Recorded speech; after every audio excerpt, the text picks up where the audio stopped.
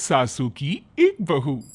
बलविंदर की पहली बीवी को बच्चा ना होने के कारण वो दूसरी शादी करता है। लेकिन जब दूसरी शादी से भी बच्चा नहीं होता तो वो तीसरी शादी करता है। और तीसरी शादी करने के बाद भी जब उसे संतान का सुख प्राप्त नहीं होता तो वो डॉक्टर को दिखाता है। और फिर बलविंदर जी, दोष आपकी बीवियों में नहीं है, आप में है। आप में ही कुछ मेडिकल रीजंस की कमियां हैं जिनके कारण आप कभी भी किसी बच्चे के बाप नहीं बन सकते। अरे बाप रे, ये तो घोर समस्या हो गई। एक बच्चे का बाप बनने का मेरा सपना था और आज वही चूर चूर हो गया। तीन बीवियों में पहली बीवी इंद्राणी, दूसरी बीवी सुधा और तीसरी बीवी कलावती। मुझे एक मां बनने का सौभाग्य प्राप्त करना है। मुझे भी, इसीलिए तो मैंने शादी की थी। अरे लेकिन अब किसे पता था कि हमारे पतिदेव में ही कमी होगी। अब हम क्या करें? हम एक बच्चे को गोद लेते हैं। तीनों एक बेटे को गोद लेते हैं जिसका नाम प्रमोद रखा जाता है। 20 साल बाद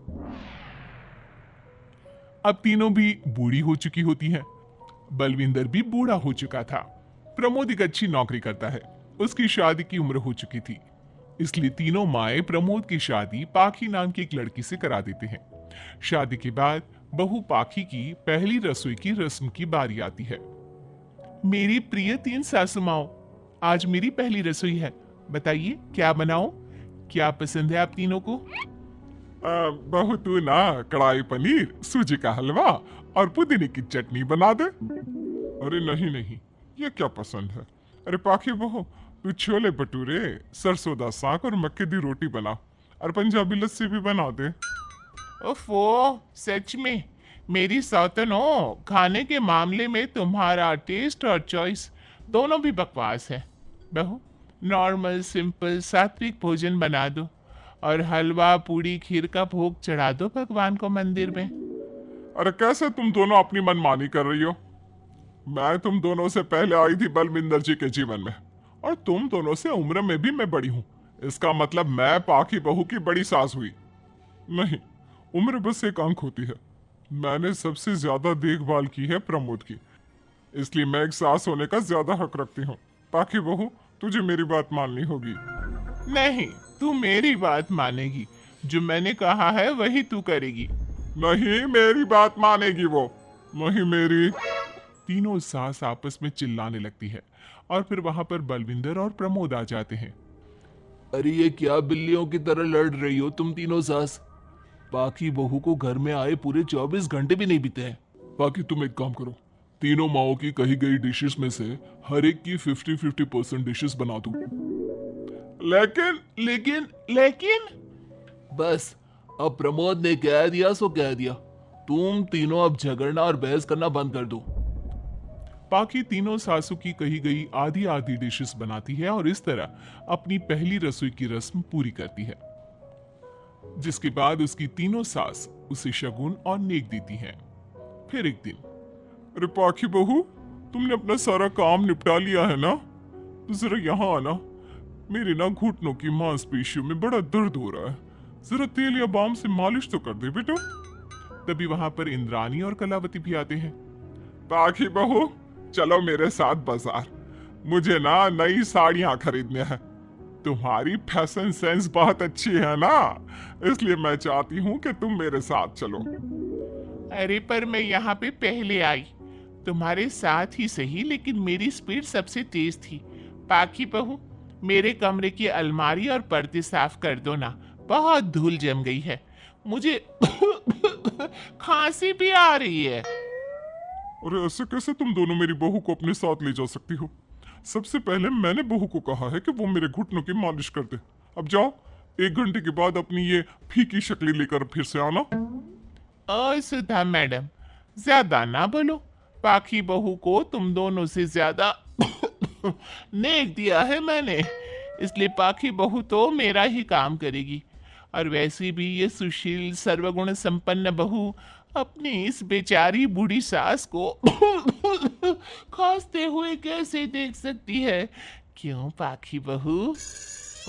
हाँ, पर नहीं पाखी बहू, तुम इन दोनों की भावनाओं के जाल में मत फंसो और रही बात शगुन और नेक की, तो रिश्तों को प्यार के भाव से तोला जाता है, ना कि पैसों के भाव से। मतलब ही कहीं की।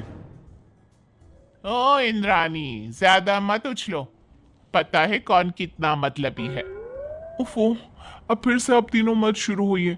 मैं आप तीनों की काम करूंगी, लेकिन बारी बारी। सबसे पहले सुधा सासू माँ का, फिर कलावती सासू माँ, और फिर इंद्रानी सासू माँ का। इसके बाद तीनों सासू में फिर से लड़ाई और कहासुनी छिड़ जाती है। फिर एक दिन जब पाखी घर का किराने का सामान लेने बाहर निकल रही होती है कि तभी, बहू, मुझे ना मेरा पुराना संदूक नहीं मिल रहा, तू आकर ढूंढ देगी क्या? अब ठीक है इंद्रानी सासू माँ। पाखी इंद्रानी के कमरे में जा ही रही होती है कि तभी उसे सुधा रोक लेती है, हाथ में खूबसूरत साड़ी लिए। पाखी बहू, ये मेरी ना साड़ी पर पिछली बार अचार गिर गया था, इसे प्लीज अच्छे से धो देना। वो कल शाम को विमला जी की बेटी की शादी में जाना है ना, एक ही बार पहनी है ये साड़ी मैंने। अभी धो देगी तो कल तक अच्छे से सूख जाएगी और कड़क इस्त्री करके मैं तेरा परफ्यूम मार कर शादी में जाऊंगी। हाँ लेकिन सुधा सासू माँ, उतने में कलावती भी वहां पर एक कढ़ाई लेकर आ जाती है।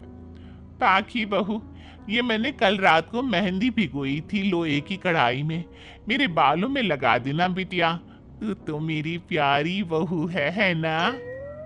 इंद्रानी वहां आ जाती है और तीनों सास फिर से एक दूसरे को गुस्सेल आंखों से देखती है और फिर से आपस में लड़ना शुरू कर देती है। तुम अपने आप को समझती क्या हो? खरीद लिया है क्या मेरी बहू को? ये मेरी बहू है। तुम मेरी पड़ोसन है क्या? ये मेरी भी बहू है और मेरा भी इस पर उतना ही हक है जितना कि तुम्हारा।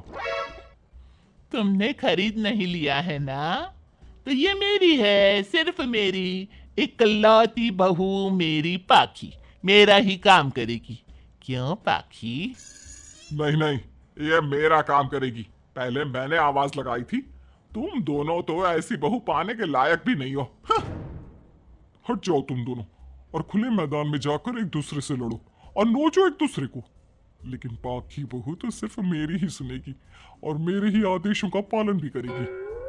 तीनों सासों के बढ़ते झगड़े को देख पाखी अपना आपा खो देती है और जोर से चिल्ला पड़ती है, बस बहुत हुई आप तीनों की तू मैं। अरे रोज ना ड्रामा लगाती रहती हो, 50 साल की बूढ़ी औरतें हो गई हो, फिर भी बच्चों की तरह लड़ती रहती हो। अब बस बहुत हुआ। अब तो मैं आप तीनों में से किसी की भी बात नहीं सुनूंगी और मैं जा रही हूं ये घर छोड़ के। अब मुझ में और सहन शक्ति नहीं बची, मैं चली। अब लड़ो झगड़ो, एक दूसरे को मारो पीटो नोचो, जो करना है करो। पाखी अपना सूटकेस लेकर घर से बाहर निकलने लगती है। तभी तीनों सास बेहद घबरा जाती हैं और भावुक होकर पाखी से विनती करने लगती है, पाखी बहू, बहू हमें छोड़कर मत जाओ ऐसे। अरे हम तुम्हारे बिना मर जाएंगे। इतने कम समय में ही तुम हम सबकी जीने की वजह बन चुकी हो।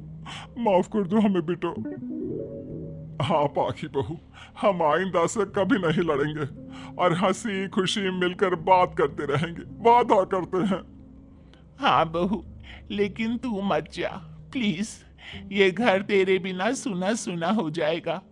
हम तीनों सासों की एक ही तो बहू है, लेकिन हम अपनी एक बहू को बेटी की तरह प्यार देंगे, उसके साथ सहेलियों की तरह रहेंगे। लड़ाई झगड़ा सब कुछ छोड़ देंगे बेटा, लेकिन तू छोड़ के मत जा। अपनी तीनों सासों को भावुक देखकर पाखी की भी आंखें भर आती है और वो उन तीनों को माफ कर देती है और उनके गले लग जाती है। इसके बाद तीनों सास अपनी एक बहू संग खुशी से मिलजुल कर रहती हैं और आपस में जरा भी लड़ाई झगड़े नहीं कर